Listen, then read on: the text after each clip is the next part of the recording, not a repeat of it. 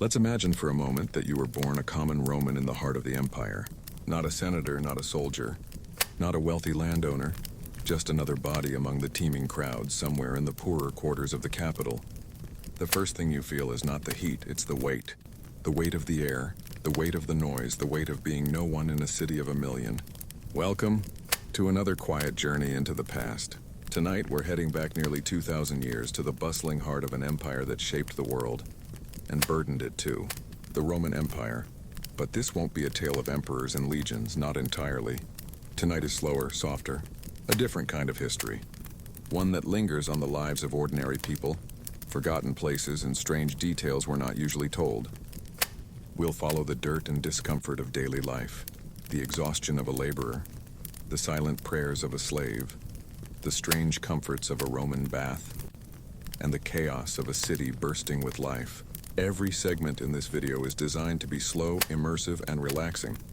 You don't need to stay awake. Just let your mind drift. Let the ancient streets surround you. And if sleep takes you, let it.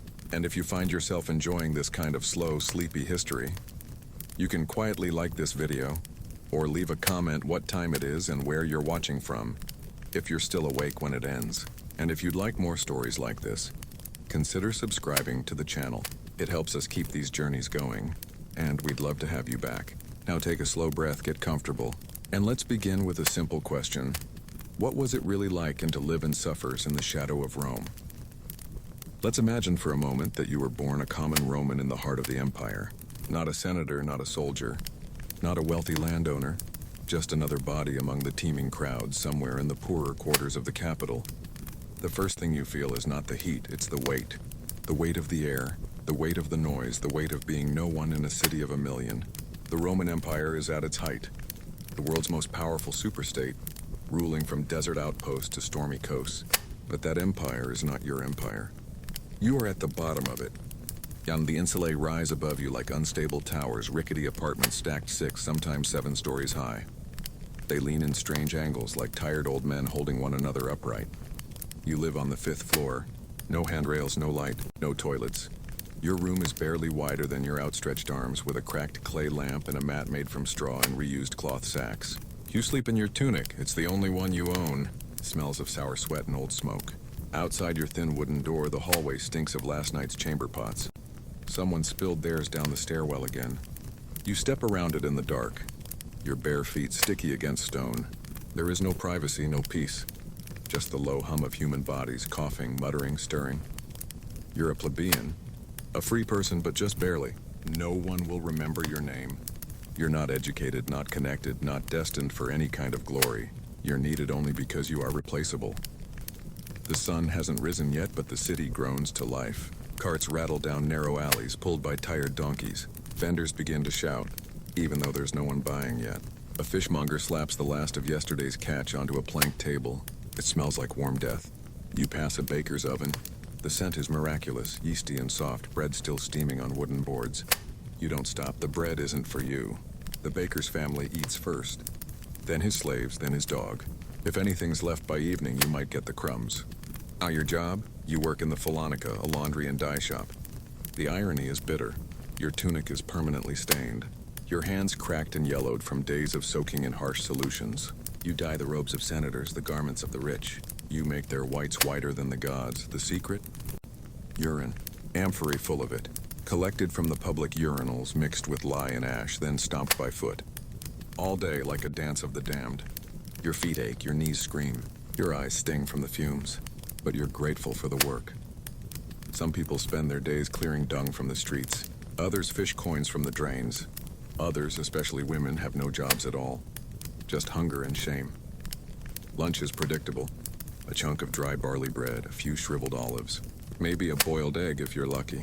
You eat sitting on a stone step, watching ants try to carry crumbs away. You don't speak, there's nothing new to say. Someone's gossiping about a gladiator match. You won't go. Tickets cost money. Blood sports are for those who still feel joy in watching others suffer. You've seen enough of that for free. But back to work. The sun climbs high and unforgiving. There is no shade, just the glint of heat rising from cobblestones. The sweat never stops, your skin chafes. You've got a rash on your arms again, something from the dye vats. Your supervisor tells you to rub it with vinegar. You do, it burns worse. But the next load is ready, and the customers are always waiting. Time moves like sludge. When your shift ends, the city is louder than before. The streets are choked with carts, children chasing chickens, stray dogs barking. A group of young patricians, rich sons of richer fathers, swagger past you laughing too loud. They don't see you, you're beneath their notice. You could be a ghost. You pass a temple where incense curls toward the sky. You can't read the inscriptions. You know the names of the gods, but they don't know yours. You toss a pebble into the offering basin. It's all you have to give. Home again. 5 flights up, past the dripping wall, past your neighbor's door where someone's crying behind it. Your body is sore in a way that never goes away. The kind of sore that settles into the bones. Dinner is the same as lunch, but colder. You chew slowly, half listening to the sounds of rats in the rafters. Someone's singing a lullaby 2 rooms down. It's out of tune. It's beautiful anyway. You lie back on your mat. Your muscles twitch, your heart thuds in your ears. You don't dream much anymore. Just flashes, water, fire, noise, silence. The Rome of marble temples and golden laurel wreaths, it's not your Rome. Your Rome is made of smoke, stone, sweat, and silence. And tomorrow you'll wake up and do it all again. Because in the Roman Empire, survival is glory. Segment 2. Marching under the Eagle, a Roman general's burden. You do not wake gently. You are already awake when the sky is still black. The fire is out, your cloak is damp with dew. You smell leather, dust, and the faint metallic tang of bronze sharpened the night before. You are a general of Rome. But this is not a toga-draped marble veranda. This is a military camp in enemy territory, somewhere in Gaul or Dacia, or on the fringes of a river no Roman cartographer has ever drawn quite right. You sleep in a tent like the rest of them. A larger one, yes, but the wind still gets in, and the ground is still cold. Your armor sits beside you. Segmented, oiled, already worn at the edges. It is not ceremonial. It is not polished for Senate parades. It is a tool, and today you will use it. The camp begins to stir before first light. There is no trumpet. Just the rustling of cloth, the low murmur of centurions waking their men, the clink of iron as weapons are lifted from the racks. Your aide arrives without a word, holding a wax tablet. There are new reports. Scouts have seen movement beyond the tree line. Your enemy is close, but not close enough to strike. Not yet. You sip watered wine, chew salted bread, read without truly tasting or digesting. Your mind moves through formations, terrain, supply lines, weather patterns. One day of heavy rain and your baggage carts will sink into the mud. You plan for that too. There is a map on your table held down with rocks. You trace your finger over the river bend. You imagine yourself in the trees. You imagine them waiting for you. You don't know their names. The tribes change, merge, split again, but they know yours. They know you command 5 legions. They know you fly the Eagle standard. They know that when you come, the forests die behind you. You wear that like a cloak, but it's heavy. At sunrise, you address your officers. Not with flair, not with bravado. With clarity, each man knows his unit. Each man knows his duty. You leave nothing to chance, because a single misstep does not just lose a battle, it cracks an empire. And though you are praised in Rome, you know, you are only as good as your last victory. The march begins. Drums beat the rhythm. Boots strike dust from the dry ground.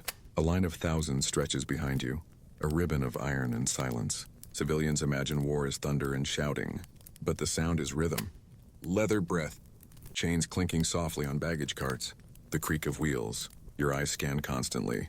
The trees, the ridges, the clouds. You look for birds. Their flight tells you things. You look for broken branches, for tracks. You say little. You think constantly. War for a Roman general is not bloodlust. It is bureaucracy with consequences. Your scrolls, your accounts, your orders, they are just as important as your sword. You manage morale. You oversee latrine digging. You make sure the blacksmiths have enough charcoal to keep the blade edges keen. You sit with your tribunes at night and plan for days you hope never come. You calculate the cost of 100 lives to buy a hilltop. Then you send the order, and you live with it. When the fighting comes, it is quick. And not glorious. Formations hold. Or they don't. You see the patterns shift in real time like sand underwater. You give the signal. You hope they understood it. You ride to the left flank, a horse falls screaming. A javelin whistles past your ear. There is shouting, there is always shouting.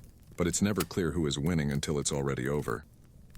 When the dust clears, you count the bodies. Some of them were your men, some of them were not. You speak a few words to the gods.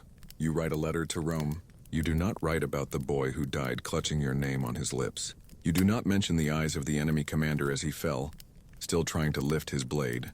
You say it was a decisive engagement. You say the enemy was routed with minimal losses.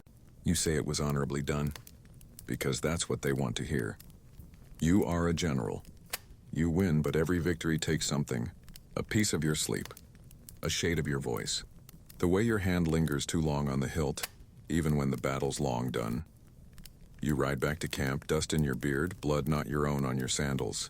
You pass your men, they cheer you. You nod, but inside you feel nothing. Not triumph, not pride. Just the cold shape of tomorrow. Another map, another march, another set of calculations between peace and ruin. Segment 3. The Villa in the Ash, a Roman mystery unearthed. The ground here is quiet. Flat, unremarkable, just dry soil stretching along the base of an old hill. There are no arches left, no columns. No signs above doorways declaring who lived here or when. Just the earth, hiding something. You are standing at the edge of an excavation site, deep in the Italian countryside, not far from Pompeii, but not quite as famous. The villa beneath your feet has no name. No one knows who lived here. Not exactly, but someone did. Once, and everything they touched, their tiles, their tools, their cooking pots, now lies buried under centuries of ash, pumice, and silence. And the discovery wasn't dramatic. A farmer's plow snagged something. A corner of mosaic peeking through the soil like a fragment of colored shell. It was red, geometric, too deliberate to be nature. So they brought in the archaeologists, and the slow brushing began. It takes hours to clear just 1 square meter. Soft bristle strokes, damp cloths, measuring strings pulled taut from spike to spike. And silence, excavations are never rushed. History is patient, and so must you be. So wall emerges, then another. Then a doorway, just the bottom half. But it's enough to imagine the full frame. Room by room, a shape appears beneath the dirt. A large courtyard with the faint outline of a central fountain. A faded fresco on one wall, red ochre, a bit of cobalt blue. The image is hard to make out. Perhaps a reclining figure, perhaps a god. No inscriptions, no grand declarations. Whoever lived here was comfortable, but not famous. They had wealth. Enough for painted walls, tiled floors, and imported tableware.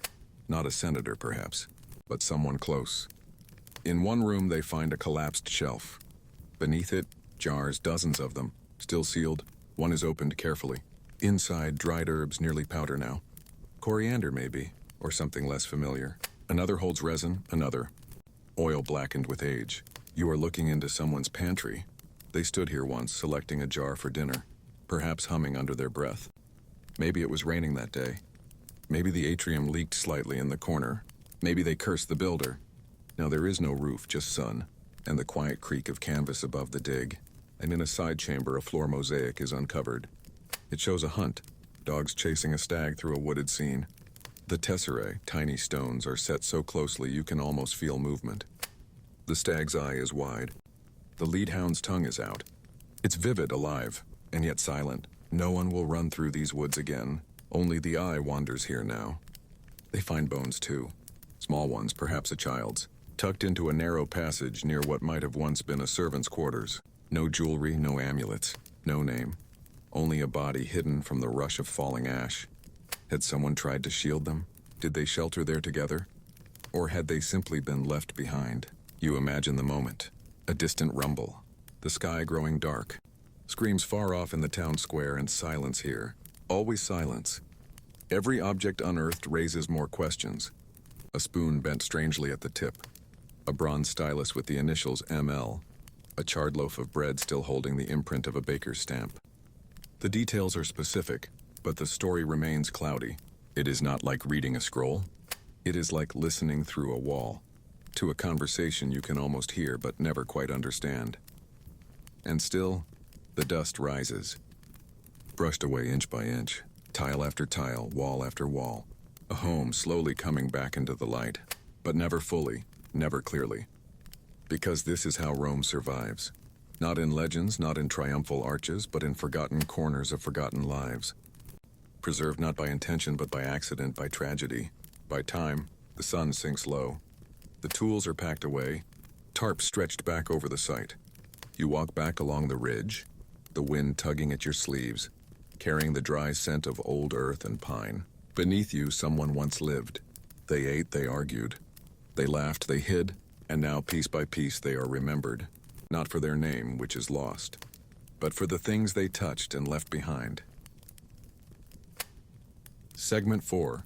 The villa life inside a Roman aristocrat's day. The first sound you hear is water, not a river, not a storm, but water, gently flowing, from a carved marble fountain set in the center of a shaded atrium. You are not in a crowded apartment block anymore. This is a Roman villa. A dome is built for comfort, symmetry, and beauty. Sunlight filters through the opening in the roof, falling in a soft square on the tiled floor. The air smells faintly of laurel and fresh-cut herbs. You are a guest here, or perhaps a young master of the house born into wealth but not yet hardened by it. The villa is still but not silent. Somewhere beyond the courtyard, a servant sweeps with a straw broom. The rhythmic rustle of bristles against stone. In the kitchen, a bronze pot clinks softly as it's set to boil, and outside through the high walls you can hear the distant, muted hum of the Roman city. Vendors shouting, cartwheels turning, dogs barking. But none of it touches you here. And you sit on a carved wooden couch beside the impluvium, watching ripples form and dissolve. Your morning began not with labor but with ritual. A bath in warmed water, oils rubbed onto your arms and neck. You were massaged, perfumed, clothed in fine linen. A slave handed you a cup of sweetened wine, just enough honey to smooth the rough edges from your tongue. And now you wait, not for anything urgent, just for the day to unfold. Your father is in the tablinum, the reception room. He wears a white-bordered toga, the mark of his status as a senator. He's reviewing scrolls, consulting a client, or preparing for an audience with a magistrate. Politics never sleep in Rome, and they always arrive early. On lunch will be simple. Cold meats, olives, fresh fruit, flatbread drizzled with imported oil. You might eat in the garden today, a lush peristyle courtyard with tall columns and clipped hedges. Small birds dart through the lemon trees. Marble statues look on without judgment. You sit beneath the shade of a fig tree, peeling an orange slowly, the juice catching in your fingers. In the afternoon you read, you're educated, expected to be. A tutor taught you Greek, Latin, rhetoric, and philosophy. You recite Virgil softly to yourself, pausing only to stare at the small crack in the ceiling where a spider has spun a perfect, shimmering trap. You think about time, about Cicero's speeches, about whether there's any truth in Plato's Republic, and then your mind drifts, as it always does. Perhaps your family will host a dinner tonight. Guests will arrive dressed in wool and pride, their sandals dusted clean, their slaves discreetly waiting outside. Couches will be arranged in a U-shape, the triclinium, with the best spot reserved for the guest of honor. Plates will be brought out in waves, spiced dormice, lentils with mint, fish with garum sauce. Wine, always wine, cut with water and poured by boys trained to stay silent. There will be laughter, there will be boasting, a few barbed compliments disguised as praise. You watch mostly. You're learning the performance. Because Roman elite society is theater. Every gesture is a line, every glance a cue. Later, when the guests are gone, you slip back through the atrium, quiet now in the moonlight. A servant lights a lamp for you. You pass the lararium, the small household shrine where offerings are made to the spirits of your ancestors. You pause and leave a small flower there, not because you have to, but because something in you whispers it's right. You return to your chamber. The bed is low, firm. Your sandals are set neatly aside. A breeze stirs the curtain, carrying in the scent of night-blooming myrtle. The villa rests, even the stones seem to sleep. You lie back, not with exhaustion, but with a quiet sense of order. This is what wealth buys in Rome. Not just comfort, but distance. From the crowds, from hunger, from the cold wind of the real world. Here in these walls, time moves differently, softly. Segment 5. Life on the edge. The Roman frontier fort. The wind cuts through your cloak like a knife. You tug it tighter, but it doesn't help much. Wool can only do so much in this northern place, where the empire ends in damp soil, and the horizon is dotted with low hills, endless fog, and the occasional glint of a spearhead. This is not Rome, this is the edge of it, a frontier outpost near Hadrian's Wall, or perhaps farther east near the Danube, a place where Latin feels foreign, and the locals still paint their faces when they go to war. Or you're a Miles Gregarious, an ordinary Roman soldier stationed in a wooden fort, You live inside its high timber walls, behind ditches and spikes and narrow gates. The whole place smells of damp wood, mud, iron. Your barrack room is small. 8 men share it. The floor is dirt. The ceiling is low. There's one tiny hearth, and it smokes more than it warms. When it rains, and it often rains, your boots stay wet for days. The walls creak at night. Foxes howl beyond the palisade. And sometimes you hear drums. Not Roman drums, others. You try not to think about them too much. Your days begin early. A horn sounds before dawn. You roll from your rough blanket, your body stiff from yesterday's drills. Your armor is heavy, stitched leather and iron scales. It pinches at the joints. Your sword hangs at your hip, always. Today you're on patrol. You march beyond the fort, your boots sinking slightly in the soft turf. The land is open and quiet. Sheep graze on a distant ridge. A shepherd watches you pass with flat, unreadable eyes. You are not welcome here. You are not hated exactly, us, but you are foreign, a reminder of taxes, discipline, Roman order.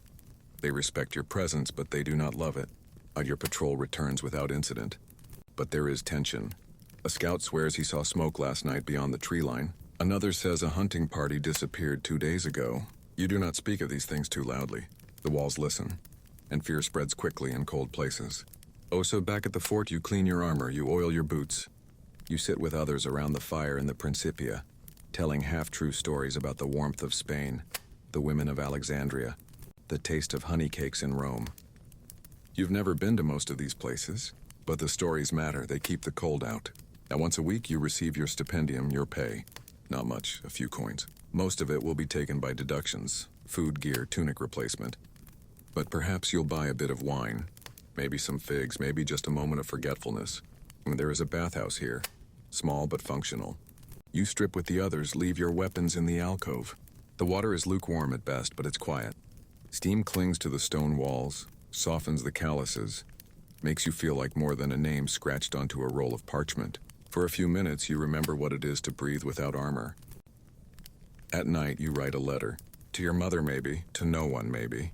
The wax tablet bears simple words. I am alive. The weather is bitter, we hold the wall. No one will write back. You lie on your bunk, the straw mattress creaks. You hear the sentry walking the rampart, his footsteps steady, his cough echoing once through the mist. You wonder if the empire will last, if all this walls, roads, rules can survive the forest beyond. You wonder if history will remember you. You suspect it will not, but still you sleep. Because you must rise with the horn, and tomorrow you will do it again. Segment 6, Steam and Stone. An afternoon at the baths of Caracalla, the sun is high. It's the 6th hour, when the heat of the day presses gently down on the city. You walk slowly through a colonnaded street, sandals brushing dust from stone. The air smells faintly of oil and figs and the distant sweetness of lavender. Ahead of you rises a vast structure, massive arches, carved marble, rows of bronze-sheathed doors. It is both temple and machine, a place for the body and for the gaze. These are the baths of Caracalla. Now inside, the light changes, the world softens. Cool shade greets your skin as you pass through towering columns. Voices echo in Latin and Greek. Feet pad softly across polished floors. You are not alone, but the space is so wide, so open that it feels like you are. Then you begin, as all do, in the apoditerium, the changing room. Slaves wait with baskets. You remove your tunic, fold it neatly, place your sandals beside it. A young attendant ties a cord around your wrist with a tiny clay token. Your locker key. It's all so ordinary and yet sacred in its own way. You move next to the tepidarium, the warm room. Mild air, thick with moisture.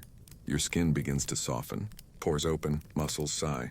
You sit on a stone bench watching others recline or murmur in low voices. Businessmen strike quiet bargains. Retired soldiers trade stories of garrison life. A tutor explains geometry to a drowsy student. It's not loud, just full, like a painting where every figure is doing something different, but no one breaks the harmony. So then you enter the caldarium, the hot room.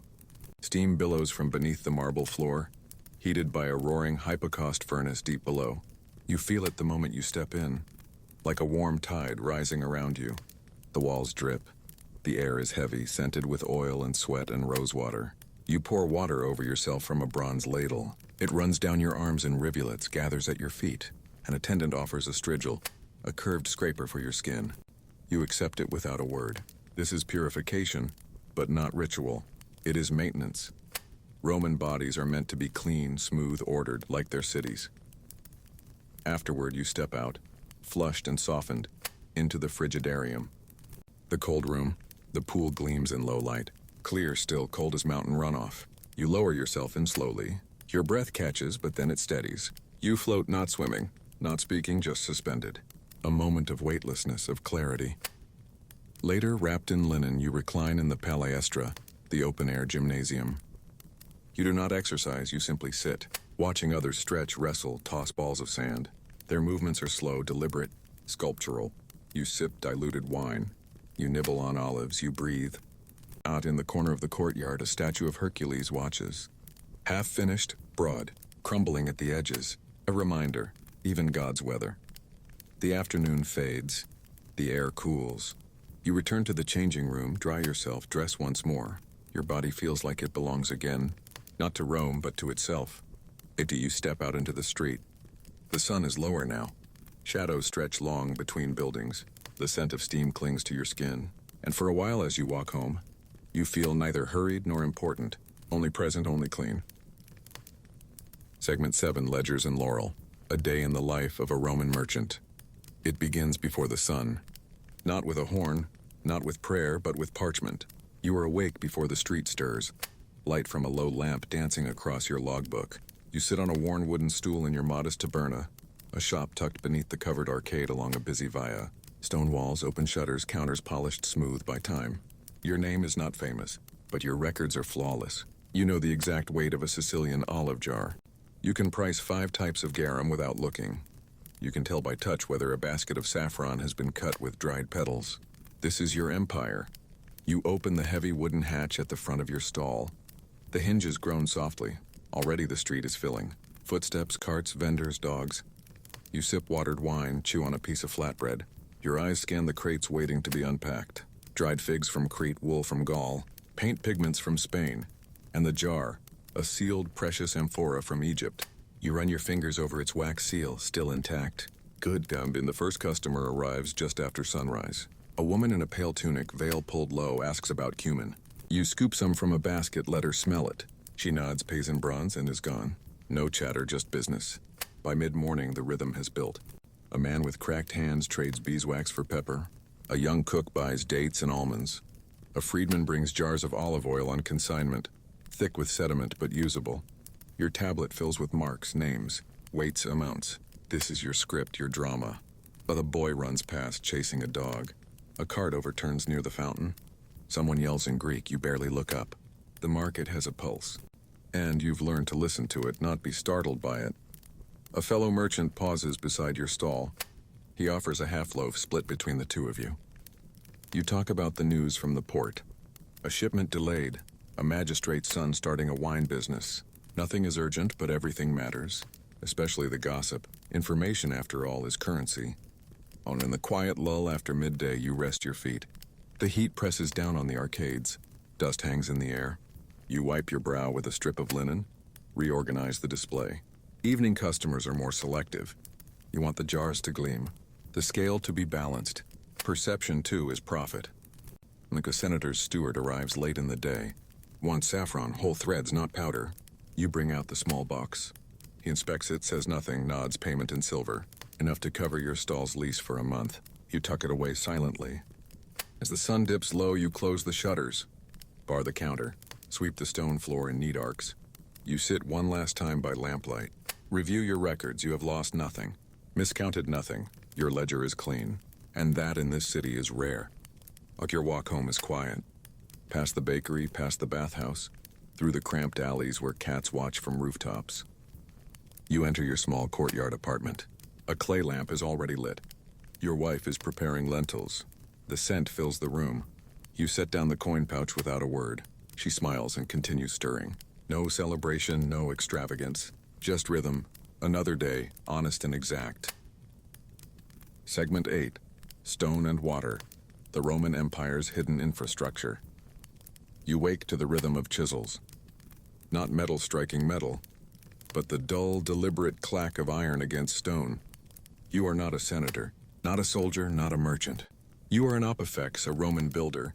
And today, like yesterday, you shape the bones of the empire. And the morning air is cool. Dust hangs low across the worksite, rising from heaps of gravel and crushed limestone. A half-finished road stretches into the haze, straight as an oath cutting clean through the hills. This is not a local path. This is the Via Munita, a Roman military road. You do not walk around mountains, you walk through them, where each step of the process is deliberate. First, the surveyors. With rods and cords, they measure every span, aligning the road with geometric precision. The groma spins gently in the breeze, its strings and weights pointing toward the future. Then, the trench, 4 feet deep, filled with rubble, then crushed gravel, then finer stone. Each layer packed by hand, each curve smoothed with care. At last, large flat stones are set on top, each one tested underfoot, each gap sealed with sand and time. Eerie, the sound never stops. Men grunt as they lift stones, wheelbarrows creak, dust chokes the air. But no one complains because the road matters. It is how Rome moves, how messages pass, how legions march. It is how empire lives. You break for lunch, bread, a wedge of cheese, a drink of watered wine. You sit on the shaded edge of the road, feet dangling over the ditch. Someone jokes about a mule that ran off with a tool bag. Laughter rolls briefly over the dirt. Then you return to your station and the stone continues. And nearby an aqueduct rises, slender arches stepping across the landscape like a long-legged beast. It's beautiful but built for function. This one will carry water from the mountains to a town you will never see. Cold water, clean water. Measured by gradient, sloped with exquisite care. Too steep and it rushes too fast. Too flat and it stagnates. So you calculate, you chisel. You pour lead to seal joints. You work not for applause, but for flow. At the end of the day, you wipe your hands with a scrap of cloth. Your fingernails are black with grit. Your arms ache, but the wall stands. The channel holds. The road stretches a few meters farther than yesterday. That is enough. Years from now, when this road is used by merchants and generals, no one will know your name. They will not thank you, but their wagons will roll smoothly. Their feet will not twist on uneven stones. Their aqueducts will whisper with clean water. And that is your mark. You return home along a side track. Your feet sore, your cloak dusty. A neighbor is patching a roof. Children chase a hoop made of bent iron. Someone calls to you, offers a jug of wine. You sit, you drink.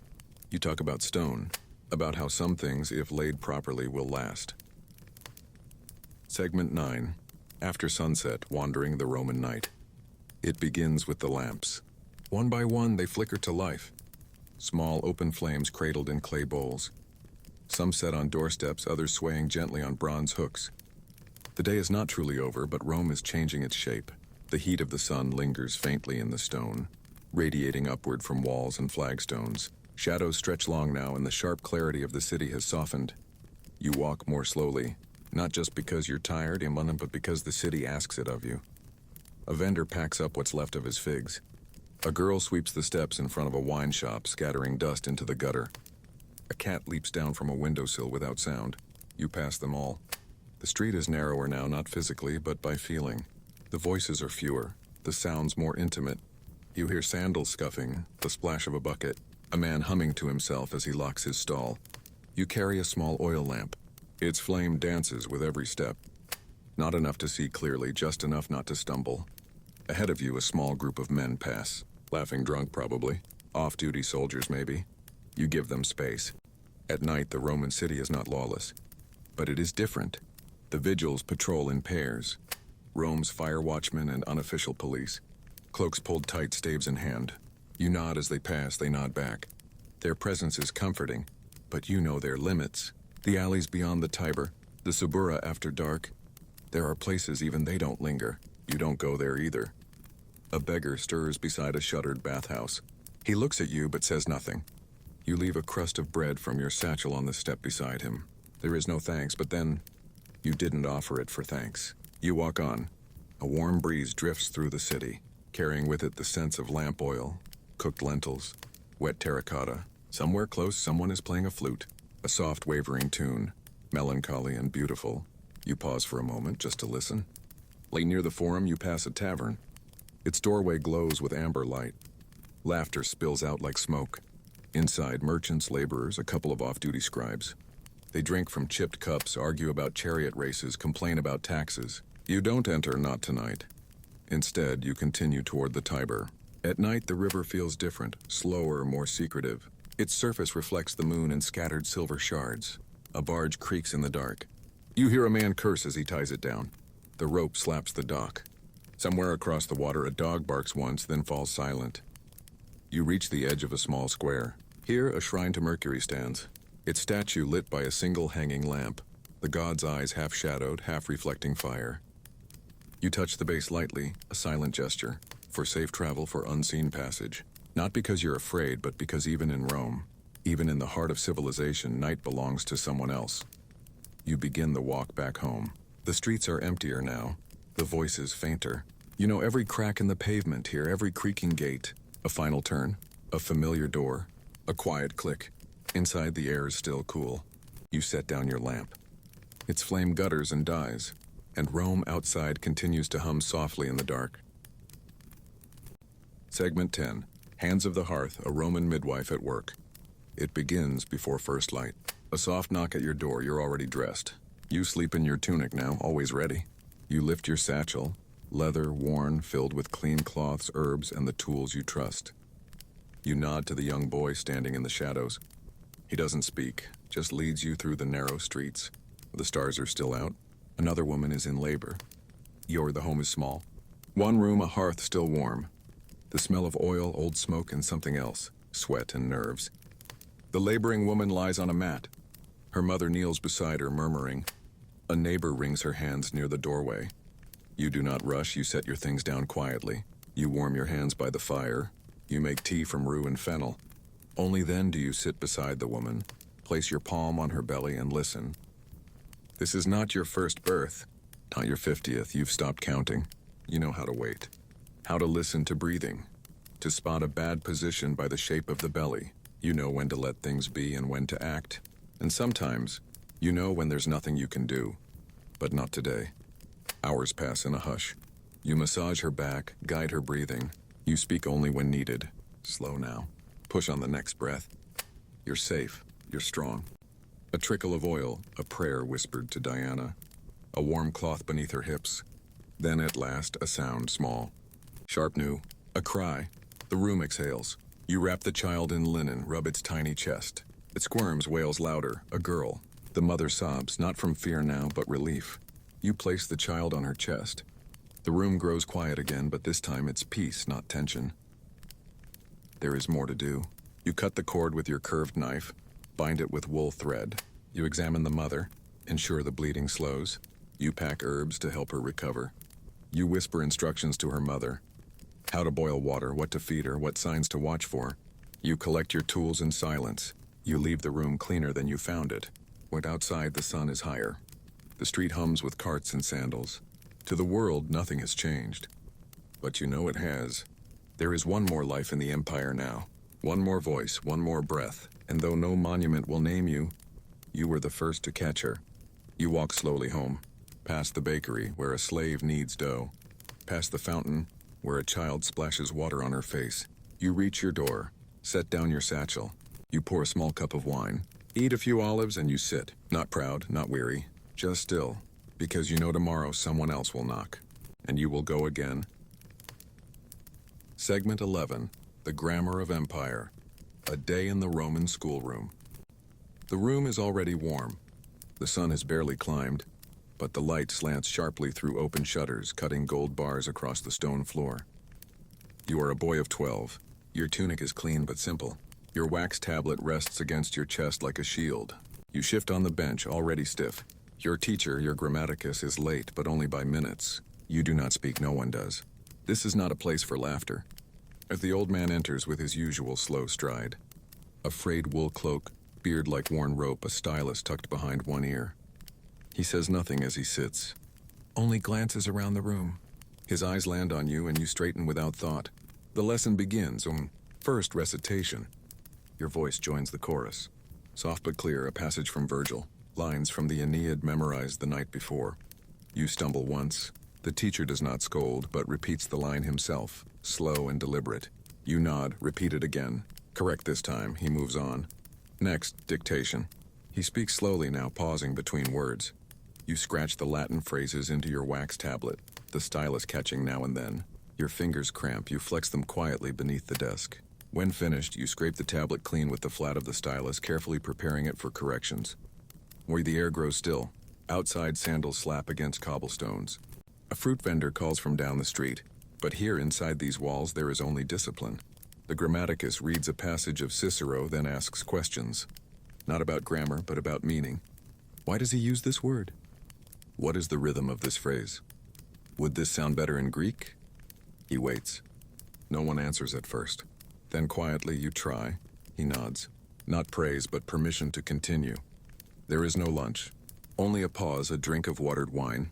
A piece of flatbread passed between friends quietly, as the teacher rests his eyes. Then it begins again. Afternoon brings copying. You trace letters onto parchment with aching care. Ink, reed pen, steady hands. The smell of the ink is earthy and sharp. You smudge one line, sigh. But no one else notices. Everyone is focused. Silent. Except for the old man who reads softly to himself in the corner. Greek this time, his lips barely moving. By the 9th hour, the room is dim. The light outside has shifted. Shadows stretch. A breeze cools the stone. The lesson ends without ceremony. No bell, no applause. Just the scraping of chairs. The soft rustle of students rising, gathering tablets and pens. And as you leave, the teacher calls your name. You pause.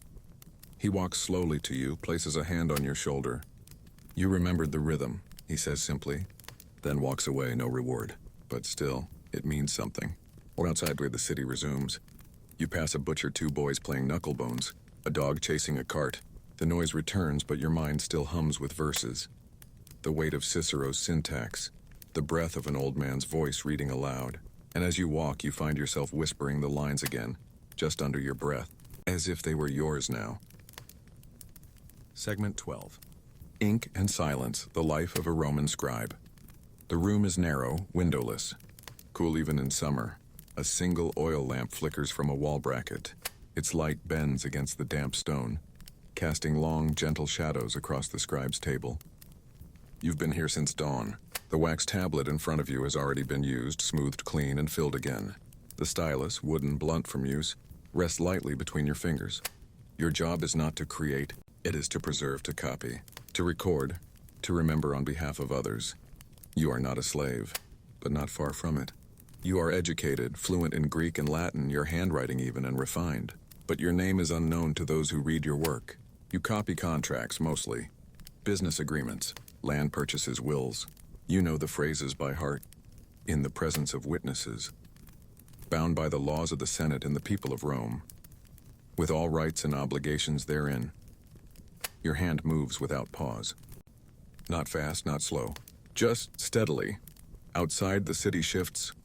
Voices rise. Carts rattle down stone streets. Children shout. A horn sounds faintly from the forum. But in here, nothing changes. The parchment curls slightly in the humidity. You press it flat with a small weight. You dip the reed pen. The ink is thick black, made from soot and vinegar. You've learned how to keep it from pooling. How to draw breath when the line begins to wobble. How to steady your wrist during a tremor. Your fingers are stained permanently dark. Occasionally a clerk enters, leaves a wax-sealed scroll. Offers a nod, then leaves without words. You unroll it carefully, read once, then begin the slow work of transcribing. It is a legal dispute and a boundary marker moved in the night. 2 neighbors, 3 witnesses, a magistrate's ruling. You do not care who was right, but you write it carefully, line by line, because one day someone will care, and they will turn to your words. Thus at midday you pause. A sip of thin wine, a small piece of salted cheese. You sit on a bench near the door, your back curved, eyes blinking from the dimness. You hear footsteps pass, someone arguing nearby, but you do not look. Soon you return to your bench, dip your pen, straighten the parchment. Continue. In the afternoon, your hand begins to cramp. You flex your fingers, the pain is familiar. So is the ink stain along the edge of your palm, where you've brushed against still wet letters. You pause only to sharpen your pen, using a small knife with a bone handle. Then back to work, another decree, another seal, another line that will live longer than the man who dictated it. When the lamp finally gutters, you set down your pen, not with relief but with the same calm as you started. The day is done. You rise slowly, place your tools in a small cloth pouch. Your back aches, you stretch once, then extinguish the flame. Outside, the sky is darkening. You walk home past the forum where speakers once shouted, but now sit quietly under statues. No one notices you, no one thanks you, but you have preserved 6 contracts, 2 legal declarations, and 1 poem, all in your careful anonymous hand, and somewhere in the city they are already being read. Segment 13, Silent Offerings, the ritual life of a Roman priest. The morning begins before the city stirs. You rise in silence, stepping carefully onto the cold mosaic floor. The air still holds the chill of night. Your sandals make no sound. You wash your hands in a bronze basin, sprinkling your face with water from a sacred spring, not for cleanliness but for separation, to mark the moment when the day ceases to be ordinary. You are a Pontifex Minor, a junior priest attached to one of the city's older temples. Your role is not glorious. You are not the Flamen Dialis, not the Archaugur or High Priest of Jupiter. But still, you keep the fire burning, and that is no small thing. You walk the short distance to the temple. The streets are empty. Only the baker's boy is awake, hauling sacks of flour toward the ovens. He does not greet you. He knows your position, and the silence you must keep before the rite begins. The temple is small, its marble chipped, its columns weathered. But the Numen is here, the divine presence faint, still watching. You open the heavy wooden doors. The hinges groan softly. Inside, the air smells of old incense and polished stone. When you dress in ritual garments, a plain white tunic bound with a woolen cord, a fold of cloth pulled over your head, the capite velato to shield your thoughts from interruption. There are no mirrors, no audience, only the statue, the altar, and the task. You light the fire, not with flint, but with a sacred coal taken from yesterday's flame, preserved in an urn of ash. The fire is continuity. It must never fully die. You lay twigs of laurel and pine.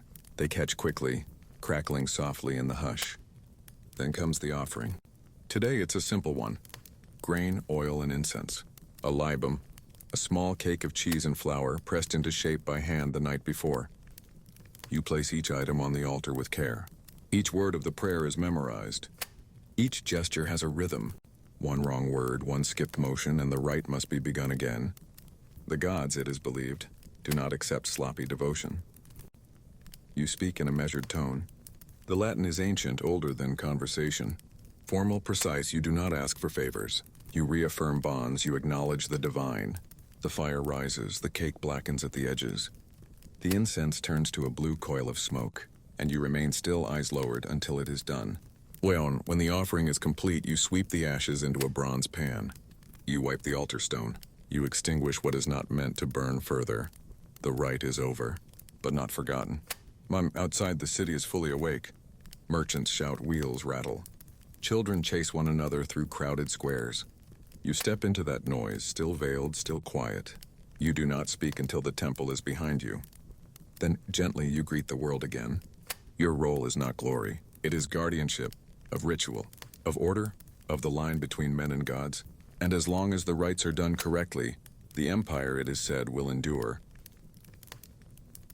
Segment 14, Behind the Curtains, the Life of a Roman Matron. You wake to filtered light. It pours in from the atrium's open roof, a soft spill across mosaics, across the folds of your linen sheets. A slave girl is already at your side, offering a bowl of rose-scented water to wash your hands and face. Your day has not begun yet, but it has already been arranged around you. Your tunic is simple, white, freshly pressed.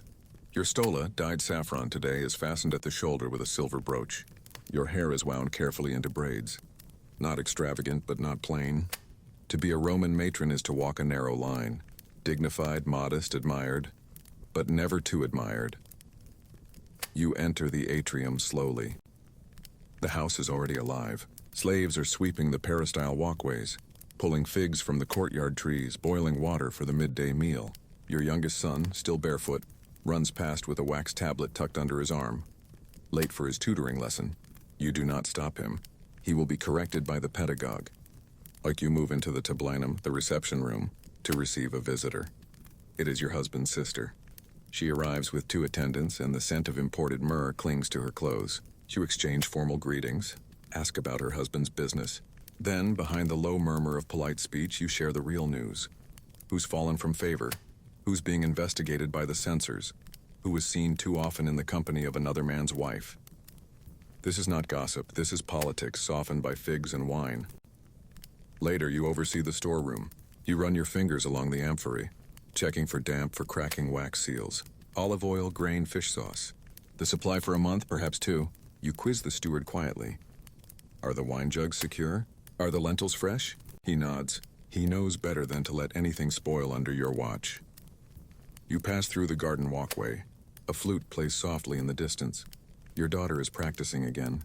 She has promise. You pause, listen, then move on.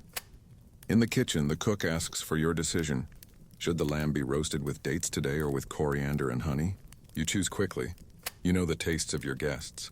You leave instructions for the seating order at dinner. Who must not sit beside whom? Who will expect the best cup?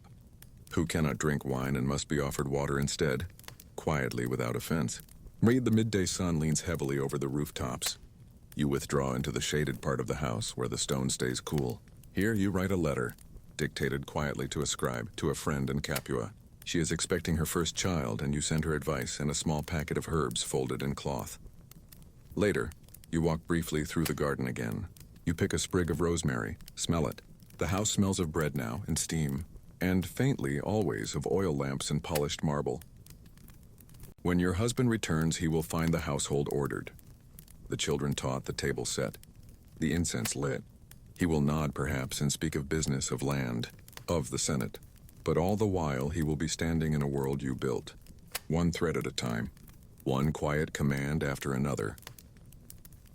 Segment 15, The Fire Below, A Day in the Roman Forge.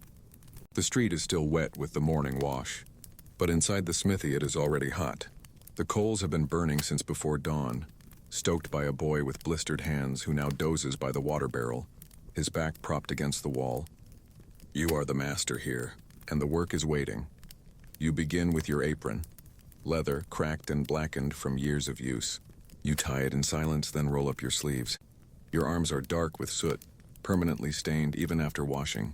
The forge is set low today, not for weapons, for tools. Farmers have been requesting repairs.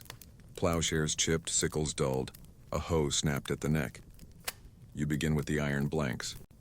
You pull one from the fire with tongs, lay it on the anvil, and strike. There's a rhythm to it. Heat, hammer, turn, strike again. Each blow must fall clean. Too soft and the edge will fold. Too hard and it will crack. You don't speak as you work. There's no need. Your apprentices know the pace. They tend the fire, pass tools, fetch water when needed. And when a cart rumbles past outside, no one looks up. The world is elsewhere. Here it is just metal and men. By mid-morning, the air is thick with the smell of sweat and smoke. The walls sweat with condensation. Tiny embers float through the air like orange snow. You take a short break. Bread dipped in oil, a few sips of sour wine. You sit on a crate, hands still blackened, eyes unfocused from staring into flame.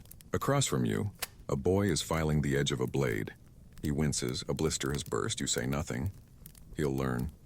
Later comes the delicate work. A dagger ordered by a merchant, meant to be a gift. You pull the blade from a shelf half finished and examine it in the light. You sharpen the edge with whetstone and water, polishing slowly, removing burrs along the spine. Then you begin the hilt, bronze with a carved bone grip. It is not ornamental, but it must be elegant. Function matters, but so does reputation. Your name travels with your steel. By the late afternoon, the air is nearly unbearable. The forge bellows with each gust of wind from the stoker. Your arms ache, your forehead drips. But there is one last job. Shoes for a cavalry horse stationed at the local fort. The soldier arrives just as the sun dips behind the rooftops. You nod barely. He waits in the alley, smoking a thin cigar. You fit the shoes one by one, heating, bending, shaping. Then cooling each with a hiss of water, you test the curve, tap them against stone. Place them into a worn cloth sack and hand them over without ceremony. The soldier leaves a few coins, here and a half loaf of barley bread. You nod once more, the forge winds down. You rake the coals, extinguish the flames. Wipe your hands on a rag that's long since lost its color. You sit on a wooden stool, face lit only by the final embers glow. Outside, the taverns are filling. Voices echo in the narrow streets. But you're in no rush, the tools are clean. The fire will rise again tomorrow. And the anvil, the same anvil you've struck for 20 years, sits patiently, waiting to sing once more. Segment 16, Steam and Stone, a visit to the Roman baths. The day has been long. Dust clings to your legs from the street and your shoulders ache from the weight of the day's labor. So you do what millions have done before you. You walk to the baths. They are not far. Every neighborhood has them. Yours is modest. 2 stories of brick and tile wedged between a bakery and a grain shop. But to step inside is to leave the street behind. You hand your sandals and tunic to the attendant. He nods, barely looking. He's done this 100 times today. You wrap yourself in a linen towel. It smells faintly of salt. Then you begin the journey. Always in the same order, always the same rhythm. First the apoditerium, the changing room. Voices echo here, low and casual. 2 men argue softly about prices in the forum. A woman scolds her young son for splashing water on the floor. Someone sneezes. You sit on a marble bench, tie your towel tighter, and stand. Next, the tepidarium, the warm room. The air is thick, not yet stifling. Your skin begins to glisten. You sit for a while, eyes closed. A man beside you hums a tune under his breath. The tile beneath you is warm. Your breathing slows. This is the place where the body begins to soften, where thoughts uncoil like steam. Then the caldarium, the hot room, the heart of the bath. You push open the brass door and the heat wraps around you like a cloak. The air is dense, every breath is shallow. The walls drip with condensation. You step carefully onto the stone floor. It's slick beneath your feet. The pool glows red from the brazier nearby. You ease into it slowly. The water is nearly scalding. But you do not flinch. This is where tension ends. A man sits across from you. Older, his eyes are closed, his beard wet. He doesn't speak, neither do you. But your breathing matches, slow and deep. Somewhere nearby, a wooden ladle dips into a basin. Hot water splashes onto stone. The hiss echoes gently. After time, who can say how long? You rise. Your skin is red and soft. You move to the frigidarium, the cold plunge. It bites, but you welcome it. The shock clears the mind. Your skin tightens, you feel new. You sit for a time on a stone bench near the entrance. A boy offers you a small cup of sweet wine. You nod, sip slowly. Outside, the sun is setting. You can hear it in the birds, in the slowing footsteps of the passers-by. But here the world is hushed. When you collect your clothes, your sandals, your limbs feel heavy but clean, at ease. You step into the street once more. The air is cooler now. The dust seems to cling less. And your mind, quieted by water and heat, is free to drift. Segment 17, the watchman's hours. Keeping guard in the Roman night. The torches are already lit by the time you begin. One hangs from a rusted bracket by the bakery, another from the doorway of the apothecary. Flickering orange and gold, they throw long shadows across the stones. You move slowly, your footsteps steady. The sound of leather soles against damp flagstones your only company. This is your beat, you know every corner of it. The city is not silent. It never is. From somewhere behind closed shutters you hear quiet laughter. A lyre plays, its notes floating gently above the roofs. A dog barks once, then stops. Far off, the distant clatter of a wine jug breaking. Then cursing, then nothing. You do not investigate, not unless the shouting starts. You listen for that subtle shift. From noise to danger, from sleep to flame. Your torch smokes slightly. The oil is poor today. You'll need to relight it before long. You stop at the edge of a shadowed courtyard, glance down a narrow alley. Empty. Still you wait. Eyes adjusting 1 minute, then 2. Only when you're certain do you move on. You carry a whistle carved from bone. You hope not to use it. It means trouble. A brawl, a thief, a drunk too loud to ignore. You also carry a staff, not sharp but heavy. It has been enough most nights. But at the edge of your route sits a fountain. The water is cold, clean. You take a moment to drink, not long. Behind you, a boy runs across a rooftop. You look up, but he is gone. You make a note to tell the next shift. An hour passes, then another. You hear nothing but the wind whispering through the canvas awnings, the gentle creak of shutters left half-latched, the soft hum of a woman singing to herself beyond a tiled wall. You are meant to stop crime, but mostly you watch the city breathe. Or near the temple steps you find a sleeping man, too well dressed to be homeless, too drunk to find his way home. You nudge him gently, he groans. You help him to his feet, point him toward the main road. He stumbles away without thanks. You at the city gates, the guards nod as you pass, they do not speak. They are colder than you. Stationary, armor-clad, faces pale in the torchlight. You walk the perimeter, checking the seals on storage doors, the bolts on the animal pens. One is loose. You fix it with a stone wedge, then move on. Yes, the moon is high now. Everything is silver blue. A breeze picks up, shaking the lantern, stirring the dust. You close your cloak tighter around your shoulders. Blink once, slowly. Still 2 hours until the next man takes your place. You whisper a small prayer to Janus, the god of transitions. Then move to the far edge of the forum where statues look less like gods and more like ghosts in the shifting dark. Asa, you are not a hero, but you are the reason the streets are still. And when dawn comes and others stretch and yawn and light their morning fires, they will never know what almost stirred in the dark.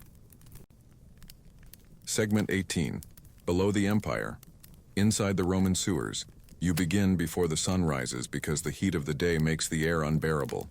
Even down here you feel the weight of the summer pressing down. The entrance is narrow, wedged behind a market wall. A stone slab is lifted and the smell greets you first. You no longer flinch, it's part of the job. You tie a cloth over your mouth and nose. Dip your torch in oil, light it. The flame catches with a pop. You descend. The tunnel is just tall enough to stand in. The ceiling drips steadily, moisture collecting from above. Sometimes it's just condensation, sometimes not. You walk along the narrow ledge that runs beside the channel. The flow is slower than it should be. Something is blocking the passage. You already know what. Your tools are simple. A hooked pole, a short-handled shovel, and a pair of heavy gloves. Leather, cracked, always damp. You use the hook first, dragging clumps of matter from the central flow. Rotted food, rags, wads of hair. Once the front half of a small pig. You don't look too closely. And you clear enough space to reach the obstruction. You squat low, balancing on slick stone, and pull at the blockage. It resists, then releases with a sucking sound and surges forward. The flow increases. You step back just in time. Your boots are soaked. Again. Further down, you find a section where bricks have crumbled. A repair was promised months ago. You mark the spot with charcoal. A foreman will come or not. The water doesn't wait. You pause to drink. Not from the flow, of course. You carry a flask of boiled water, tied to your belt in waxed leather. You sit on a ledge and rest. Around you, the tunnel hums.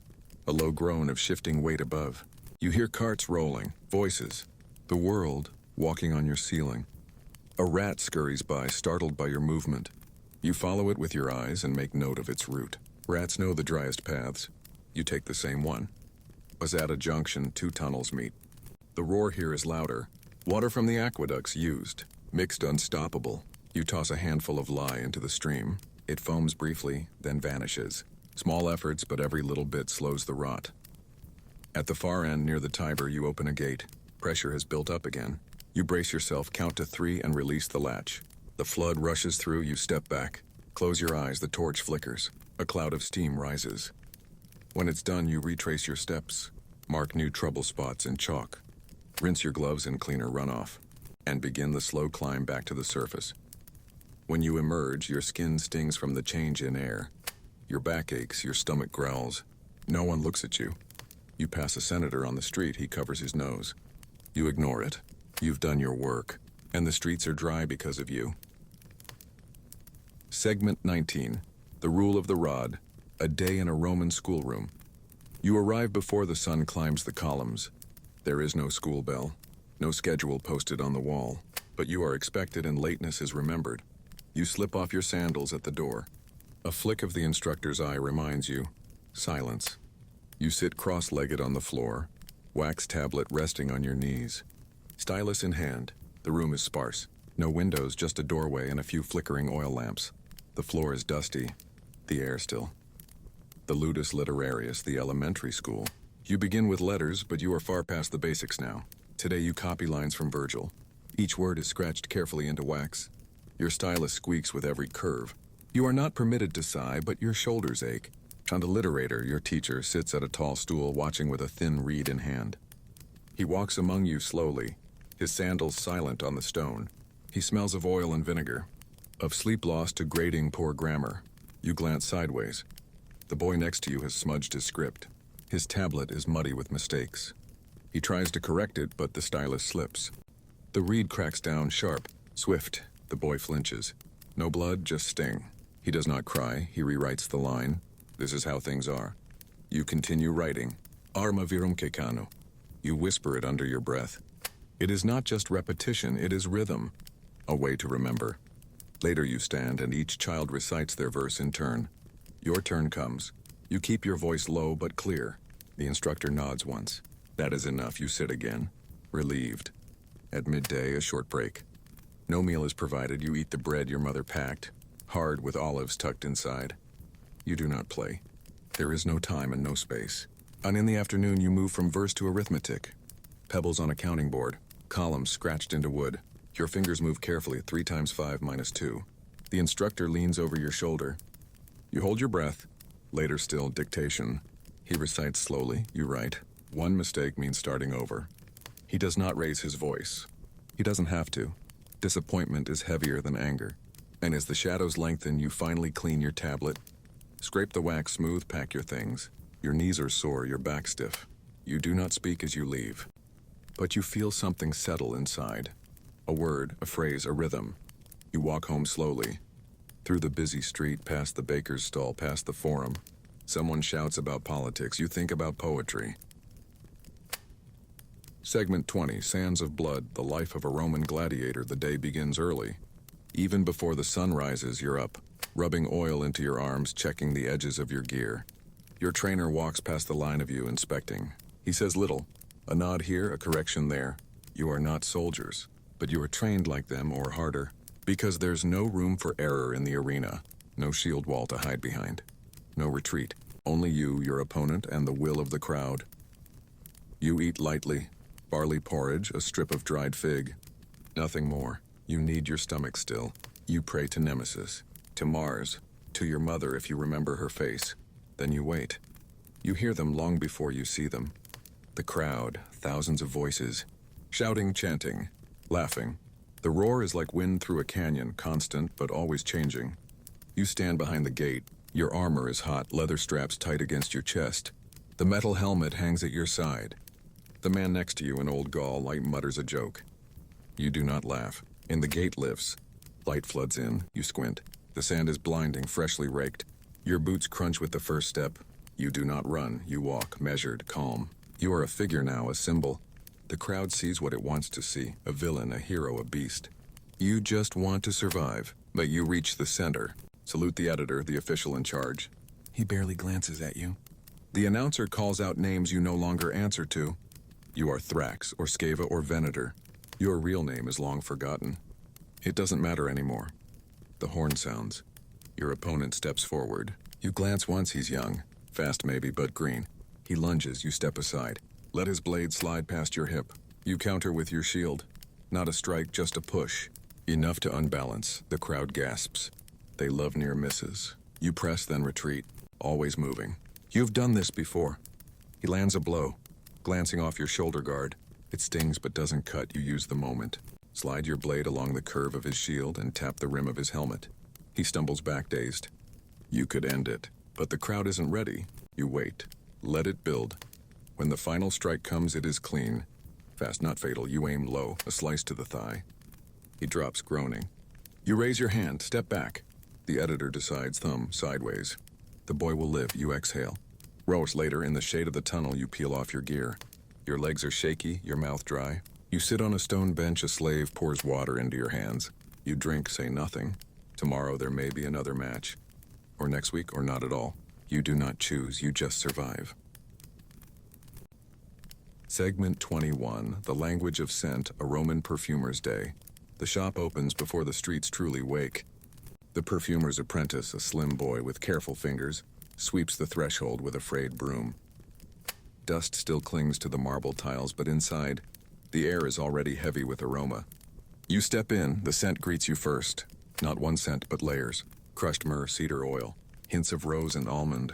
Something darker beneath it all, perhaps spikenard or even cinnamon bark. On the shelves are stacked with jars. Tiny glass vessels shaped like teardrops. Clay pots sealed with resin. Slender tubes of ivory and bronze. Each holds a different oil, a different mixture, a different moment. The master perfumer moves with precision. Her fingers are stained with petals. Her nails rimmed with crushed resin. She says nothing as she works. She is measuring drops. Each one counted, never rushed. Out on the table before her, a bowl of beeswax melting slowly over a flame. To it she adds rose water, then a measure of thick olive oil. She stirs. The scent is subtle at first, then stronger, not too sweet. She hates sweet. You are handed a mortar. Inside, crushed iris root. Your job is to grind. Carefully, always clockwise. You press down slowly. The scent rises, powdery, earthy. The master nods. You've done it right. Customers come in and out. A senator's wife, veiled and soft-spoken. A gladiator, still dusted with sand, seeking something strong to wear to dinner. A merchant from Antioch asking for frankincense. The real kind, not the false blend everyone sells these days. Each customer is offered a different vial, not chosen by preference but by the perfumer herself. She reads people in seconds. She knows what they need. Oh, in the back of the shop, a small still bubbles. This is for distillation, slow work, hot work. You wipe your brow. Steam drifts upward, carrying with it the volatile oils of crushed laurel. Tomorrow it will be condensed, bottled, and labeled. But today it lingers in the air, a ghost of a scent. Or near the end of the day, a delivery arrives. Boxes of dried petals from Egypt, jars of labdanum, tiny pouches of saffron thread tied with red string. You inventory each item with care. Nothing can be wasted. Every scrap is potential. With sunset, you clean the tools. The bronze dropper, the spoons. The clay bowls, you reseal the amphorae. Wrap the lids with linen. Snuff the flame beneath the wax pot. The shop grows dim. You inhale one last time. A mingling of everything the day has touched. It clings to your hair, your clothes, your skin. Outside, the air smells of fish, of dust, of sweat. But under your breath, something sweeter lingers. The trace of a craft that works in shadows but never goes unnoticed. Segment 22. The bottom of the jug. A night inside a Roman tavern. You push open the wooden door. It groans and a wave of warm, bitter-smelling air rolls over you. Spilled wine, charcoal smoke, olives left too long in brine, you're home. The tavern is small.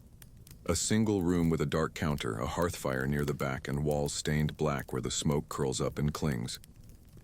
There's no music tonight, just the scrape of stools on stone, the thump of mugs set down too hard, the occasional bark of laughter. It's crowded already. You squeeze between two cloaked men. One of them curses, the other doesn't notice. Behind the counter, the tavern keeper nods once. She's wiry, gray-haired, and doesn't smile much. You pass her 2 copper coins, she doesn't check them. She hands you a clay cup already half full. The wine is watered, of course. Sharp, thin, but it warms your belly, and that's enough. And you find a seat against the wall. Rough bench, wobbly table. Across from you, a Gaul with a scar down his cheek dices figs with a dagger. Next to him, a young man in a wool tunic argues loudly about grain prices. No one listens. At the center of the room, a game of dice is heating up. Coins clink, voices rise. One man slams the table. Another reaches for his belt. The tavern keeper raises a hand. No words, just a gesture. Everyone settles down. For now, you sip slowly. Watch the firelight dance across faces. A soldier near the door removes his sandal to show a half-healed wound. A girl walks past with a platter of lentils and chickpeas, some already spilled down her arm. A man in the corner is asleep, or pretending to be. Outside, night has deepened, but inside, time slows. You hear the same story again from the same man in the same voice. Only the ending changes. Tonight, he claims he saved the life of a senator. No one challenges him. What would be the point? A customer tries to flirt with the server. She smacks him with the back of her hand, then refills his cup. He smiles through a bloody lip. The tavern cheers. You order a second cup. This one is warmer, less sharp. You lean back, shoulders relax. A dog crawls under your bench and falls asleep. Its breathing is steady, unlike the laughter around you. And the last light in the coals is fading. People drift out in 2s and 3s, laughing, staggering, clutching each other for balance. You stay a little longer. No one asks your name here. No one remembers if you come often. But if you do, your seat will still be here. Same bench, same crooked table, same thin wine. Segment 23. Alone with the gods, inside a Roman temple at night. The outer courtyard is deserted. Even the pigeons have gone silent. You walk slowly, heels brushing against gravel, the sound muffled beneath the weight of silence. You pass between marble columns tall as trees. The torchlight dances across carved flutes, catching glimpses of forgotten myths. Boyd, the temple door is ajar, just enough to slip inside. You push gently, it creaks. No one comes to stop you. Inside, the air is cool, still. You inhale and taste ash, myrrh, and dust. Lam, the inner chamber is lit by a single bronze lamp. It flickers, casting long shadows across the floor mosaics.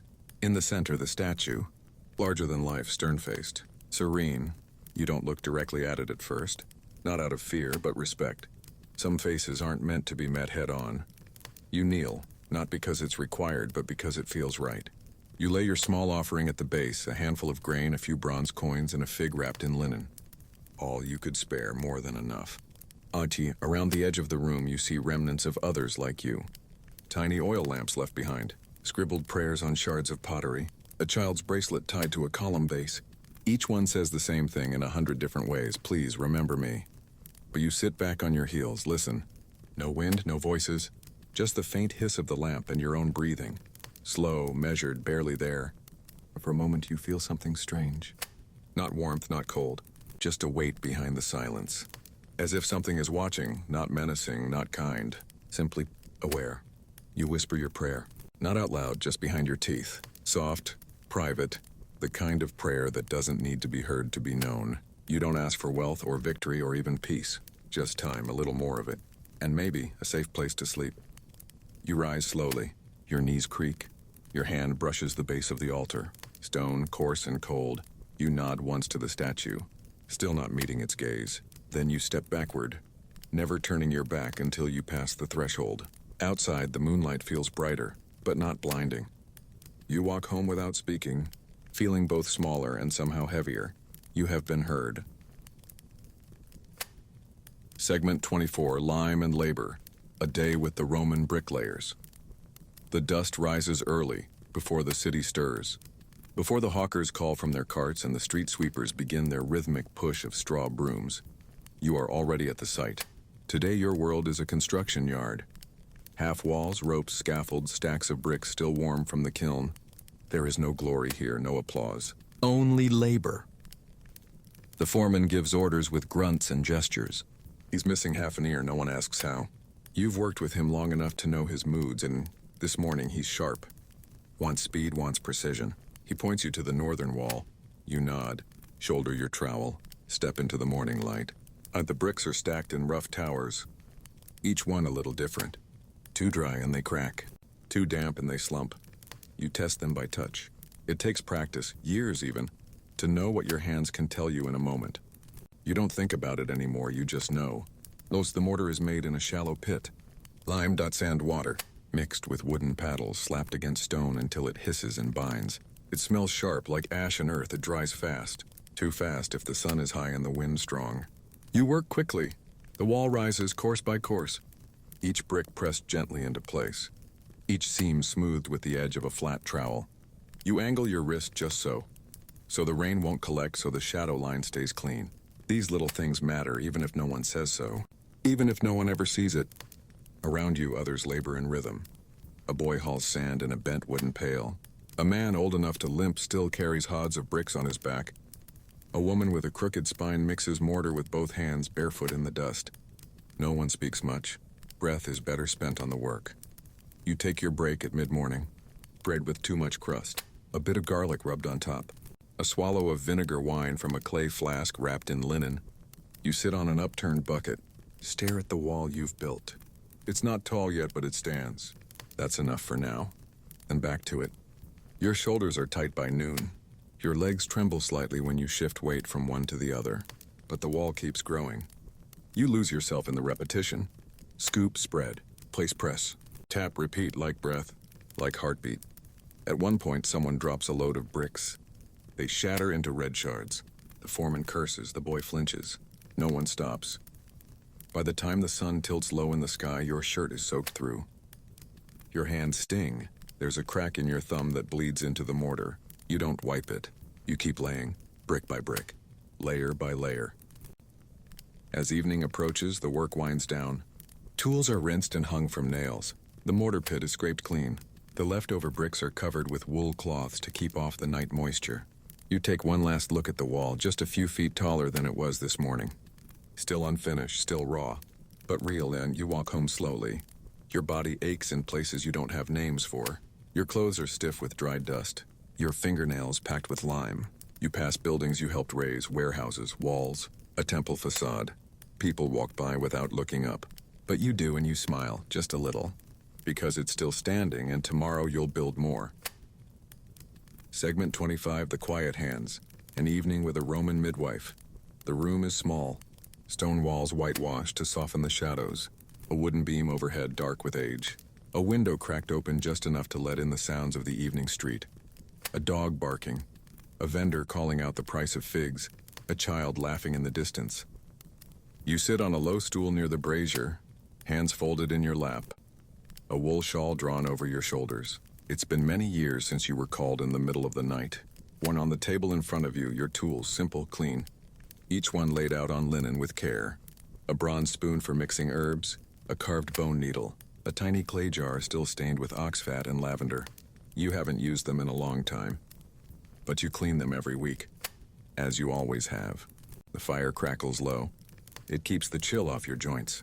You remember how you used to boil cloths over it, used to heat the water for washing, used to press your palms near the flame to soften the ache after hours of holding, cradling, lifting. You rub your hands now slowly. They are thinner, veined, but still steady. There are no voices in this room, but in your mind, they never stop. The wails of newborns, the murmured prayers of frightened fathers, the breathless hush just before the child turns, emerges, cries. You can still feel the weight of them, the slick, squirming warmth of life fresh from the womb. You cradled hundreds, not all lived, but many did, because of you. You remember the touch of linen soaked in wine, the smell of rosemary and rue, the press of a mother's hand on your wrist as she whispered, "Please stay." You always stayed, sometimes for hours, sometimes for days, sometimes just to sit beside the bed long after the labor was done, holding a hand, breathing alongside. As a girl once came to you in secret, too young, terrified. You didn't ask her name, she didn't give it. You did what needed to be done. Not all your work brought life into the world. Some simply protected it in whatever form that meant. You never judged, only helped. Now, in this quiet room, you wonder what became of them all. The children. The mothers, the little houses with reed cradles and oil lamps burning low. Some may still be alive, grown, with families of their own.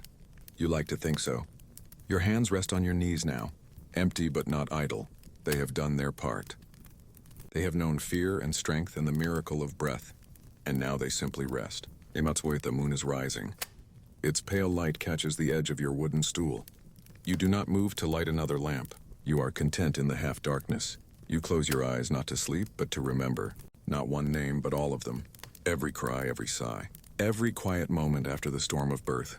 This was your work, your life, and you would choose it again. Thank you for joining this journey.